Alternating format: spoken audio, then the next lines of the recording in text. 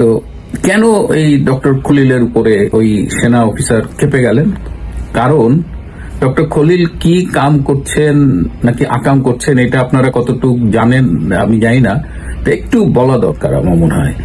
তো এই খলিলুর রহমান দ্বৈত নাগরিক হিসেবে আবার বাংলাদেশের জাতীয় নিরাপত্তা উপদেষ্টা।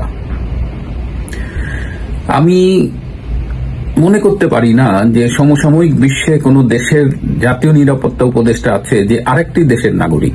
একটা ব্যাপার কিছুতেই আমার মাথায় আসে না, এই যে বাংলাদেশের সদ্য নিযুক্ত ডক্টর খলিলুর রহমান জাতীয় নিরাপত্তা উপদেষ্টা, যার আগে তিনি আরেকটি দায়িত্ব পালন করেছেন এবং এখনো করছেন, সেটা হলো যে প্রধান উপদেষ্টার হাই রিপ্রেজেন্টেটিভ ফর রোহিঙ্গা, এই রোহিঙ্গাদের বিষয়ে তিনি দেখবেন। তো কেন জানি সবাই মিলে এই ডক্টর খলিলুর রহমানের পেছনে লেগেছেন। 2001 সালে সেই তত্ত্বাবধায়ক সরকার, বিচারপতি লতিফুর রহমানের নেতৃত্বাধীন তত্ত্বাবধায়ক সরকারে খলিলুর রহমান তিনি কাজ করতেন। সেই সময় তিনি দুষ্টু লোকে বলে, হয়তো সত্যিও, যে তিনি একটি পরকীয়া প্রেমে জড়িয়েছিলেন। তো সেই পরকীয়া প্রেমের সেই মেয়েটি তার সাথেই কাজ করতেন। তো মেয়েটি বিবাহিত ছিল, মেয়েটির স্বামী একটা কাজ করে ফেললো হঠাৎ, সে মেয়েটিকে গুলি করে মারল এবং নিজে আত্মহত্যা করে মরলেন। তো এমন একটা জটিল বিষয় যে খলিল ভাই বিপদে পড়ে গেলেন এবং তিনি তখন বাংলাদেশ ছেড়ে চলে গেলেন এবং পরবর্তীতে শুনেছি তিনি ইউএন এর বিভিন্ন সংস্থায় ডেপুটেশনে কাজ করেছেন। তো সে 2001 সালের ঘটনা, প্রায় 24 বছর আগের ঘটনা। এটা নিয়ে এখনো দেখলাম যে সোশ্যাল মিডিয়ায় বিভিন্ন জায়গায় কথা বলা হয়, ভালোবেসে শান্তি নাই। খলিল ভাই কিন্তু খুব এডুকেটেড লোক, তিনি 2 বছরে পিএইচডি সম্পন্ন করেছেন আমেরিকার কোন একটা বিশ্ববিদ্যালয় থেকে। তিনি আমেরিকায় কি রেন্টাল অ্যাসিস্ট্যান্স বা রেন্টাল সাপোর্ট পেয়ে একটা বাসায় থাকতেন পিএইচডি করার সময়, যেখানে ভাড়া কম দিতে হতো। তিনি পিএইচডি করে চলে গেছেন, কিন্তু ওই বাসা নাকি তিনি ছাড়েননি, তিনি অন্যকে ভাড়া দিয়েছেন এবং অন্যের কাছ থেকে আবার বেশি ভাড়া নিয়েছেন। তো এইগুলোতে একটু আসলে লাগে একটু বুদ্ধি। ওই যে বাংলাদেশের একটা টেলিভিশনে বিজ্ঞাপনে দেখতাম না, একটু বুদ্ধি শুদ্ধি না থাকলে বাংলাদেশেই টেকা যায় না, সেখানে আমেরিকায় টেকা তো অনেক কঠিন ব্যাপার। তো এই লোকটা সম্প্রতি এই যে তার উত্থান, এই উত্থানে দেখলাম যে আপনাদের অনেকেরই চোখ টাটাচ্ছে। আমার বন্ধু পিনাকি তাকে প্রমোট করে, এটাও আপনাদের ভালো লাগে না। কদিন আগে শুনলাম যে কোন সেনা কর্মকর্তা নাকি তাকে থাপড়াইছে। তো এটা শুনে বিশ্বাস করেন, আমি অনেক কিছু শুনলে আমি একটু ভেরিফাই করি, কিন্তু এইটা আমি একদম পাত্তাই দেই না। এত বড় একটা সম্মানী লোক, এত ক্ষমতাধর একটা লোক, এই ডক্টর খলিলকে একজন আর্মি অফিসার থাপড়াবে, এটা হয় নাকি? তা আমি আর এটা নিয়ে আমি বলছি ভাই এসব গুজব শুনতে শুনতে আর এগুলো নিয়ে আর কথা বললেন না। কিন্তু হঠাৎ করে আলাউদ্দিনের চেরাগ পাওয়ার মতোই আমার কাছে তথ্য চলে এলো, ঘটনা নাকি সত্যি। একজন লেফটেন্যান্ট কর্নেল পদমর্যাদার একজন আর্মি অফিসার তাকে থাপড়াইছেন, ঠিক বলা যাবে কিনা জানি না, থাপড়াইতে গেছিলেন এবং তিনি সরে গেছেন, সামান্য একটি স্পর্শ লেগেছে। তো বাই ডেফিনেশন এটাকে থাপ্পড় বলা যাবে কিনা এটা একটা গবেষণার বিষয়। তো কেন এই ডক্টর খলিলের উপরে ওই সেনা অফিসার ক্ষেপে গেলেন? কারণ ডক্টর খলিল কি কাম করছেন নাকি আকাম করছেন এটা আপনারা কতটুকু জানেন আমি জানি না, তো একটু বলা দরকার আমার মনে হয়। যে ডক্টর খলিল বাংলাদেশি আবার আমেরিকান নাগরিক, তার মানে তিনি দ্বৈত নাগরিক। এটা দোষের কিছু নেই, যে কেউ বাংলাদেশের নাগরিক হলে আমেরিকান নাগরিক হতে পারেন, এটা আইন সিদ্ধ। তো এই খলিলুর রহমান দ্বৈত নাগরিক হিসেবে আবার বাংলাদেশের জাতীয় নিরাপত্তা উপদেষ্টা। আমি মনে করতে পারি না যে সমসাময়িক বিশ্বে কোনো দেশের জাতীয় নিরাপত্তা উপদেষ্টা আছে যে আরেকটি দেশের নাগরিক, এবং সেই দ্বিতীয় দেশটি আবার আমেরিকা, যে আমেরিকা এই মুহূর্তে বাংলাদেশে এই করিডোর ব্যবহার করে জাতিসংঘের কাভারে আরাকান আর্মি সহ মিয়ানমার সরকারের বিরুদ্ধে সংগ্রামরত সকল বিচ্ছিন্নতাবাদী গোষ্ঠী, যাদের বলা হচ্ছে গণতন্ত্রকামী শক্তি, তাদের হেল্প করছে। তো আমেরিকা বাংলাদেশের মাটি ব্যবহার করতে চায়, সেটা বাংলাদেশের জন্য ভালো না মন্দ সেই সিদ্ধান্তটা বাঙালিরা নেবে, কিন্তু সেই সিদ্ধান্ত নেওয়ার জন্য এমন একজনকে বসিয়েছেন যিনি আমেরিকারও নাগরিক, বাংলাদেশেরও নাগরিক। তাহলে তো এখানে একটা স্বার্থের দ্বন্দ্ব থেকে যায়, এটাকে বলে কনফ্লিক্ট অফ ইন্টারেস্ট। আমি ব্যাপারটা কিছুটা হলেও বুঝি, কারণ আমি নিজে অস্ট্রেলিয়ার নাগরিক। আমি অস্ট্রেলিয়ায় পড়তে এসেছিলাম 2001 সালে। তারপরে আমি নিশ্চিত ছিলাম যে আমি কোনো এক সময় ফিরে যাব, এবং টু বি ভেরি অনেস্ট আপনাদের সামনে আজকে বলছি, আমি ফিরে যাওয়ার জন্য আমার পক্ষ থেকে যতদূর করা যায় আমি সর্বোচ্চ চেষ্টা করেছি। কিন্তু আমার হয়তো যোগ্যতা ছিল না, হয়তো আমার কপাল খারাপ, বাংলাদেশ আমাকে কখনো চায়নি।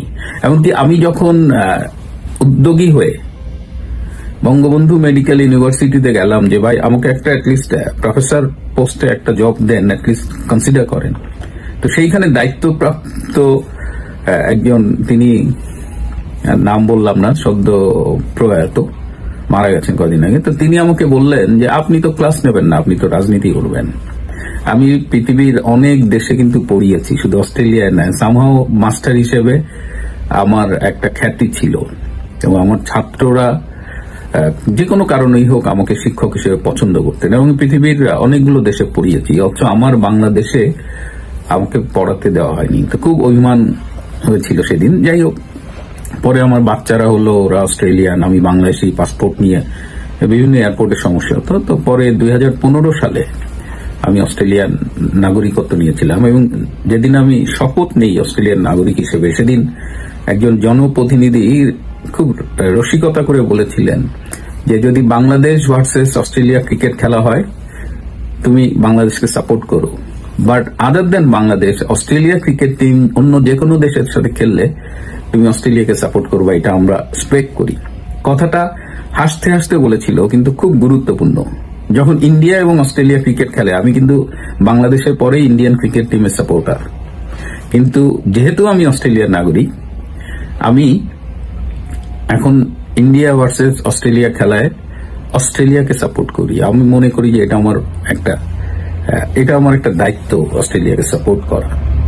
যদি বাংলাদেশ এবং অস্ট্রেলিয়ার কোনো ইন্টারেস্টের বিষয় আসে, তখন আমি বাংলাদেশের ইন্টারেস্ট দেখবো, কিন্তু আমার ব্যাক অফ দ্য মাইন্ড কিন্তু অস্ট্রেলিয়াও কাজ করবে। আর সেটা যদি জাতীয় নিরাপত্তার মতো একটা বিষয় হয়, তখন বেস্ট থিং হলো I should not go there, I should not be involved. But doctor Khalil বাংলাদেশে এইখানে এসে তিনি জাতীয় নিরাপত্তা উপদেষ্টা হয়েছেন। আমি তো মনে করি যে এই যে গিনিস বুক যেটা আছে, যারা রেকর্ড খুঁজে বেড়ায়, হ্যাঁ, গিনিস বুকের ওরা খুঁজতে পারে যে পৃথিবীর আর কোন দেশের জাতীয় নিরাপত্তা উপদেষ্টা আরেকটা দেশের নাগরিক কিনা, এবং স্পেশালি এই বাংলাদেশের সিচুয়েশনের কোনো কিছু আছে কিনা। যদি না থাকে তাহলে doctor Khalil will B a single case, তাকে গিনিস ওয়ার্ল্ড রেকর্ড বুকে জায়গা দেওয়া যেতে পারে।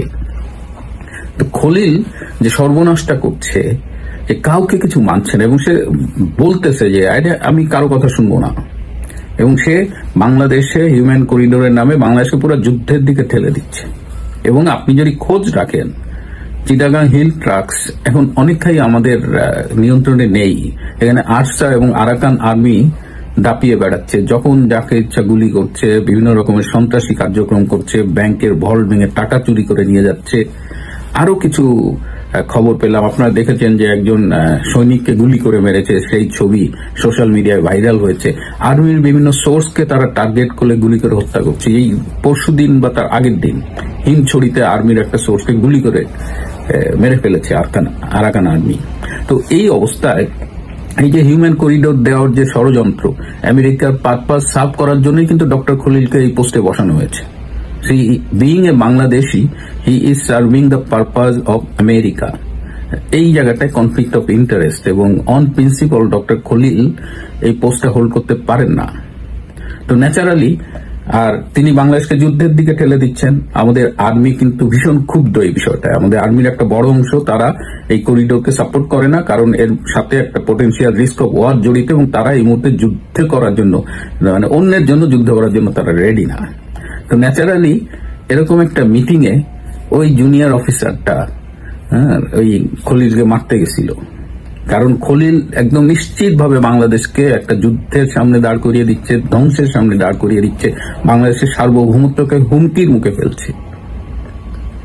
তো তো এই কথা শোনার পরে এবং আমাকে সোর্স ইনশিওর করেছে যে ট্রু, তখন আবার হঠাৎ মনে হইল, আহারে খলিল ভাই, আমেরিকার আপনারা তো আবার মনে করেন বিদেশ থেকে কেউ আসলে আমরা যদি দেশে যাই তাহলে মনে করেন যে বিদেশের বিলাসী জীবন ছেড়ে চলে আসছি। এই যে আমি যখন ভিডিও করতে বসছি, একটু আগে মুরগি রান্না করে আসলাম।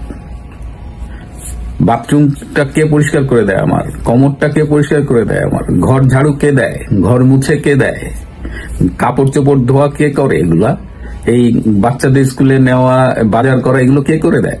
কোথায় বিলাস দেখেন? হ্যাঁ, একটু স্বস্তি আছে, রিলেটিভলি নিরাপত্তা আছে, কিন্তু বিদেশ থেকে আমরা গেলেই ভাববেন না যে একেবারে বিলাসী জীবন ত্যাগ করে গেছি। এখন খলিল ভাইয়ের সমর্থকরা হয়তো বলবেন যে does he deserve this? Khalil ভাই কি এটা ডিজার্ভ করেন? এই যে একটা জুনিয়র লেভেলের অফিসার তাকে থাপড়াইতে আসছে। কি মনে হয় আপনাদের? কমেন্ট বক্সে আপনারা কমেন্ট করুন তো।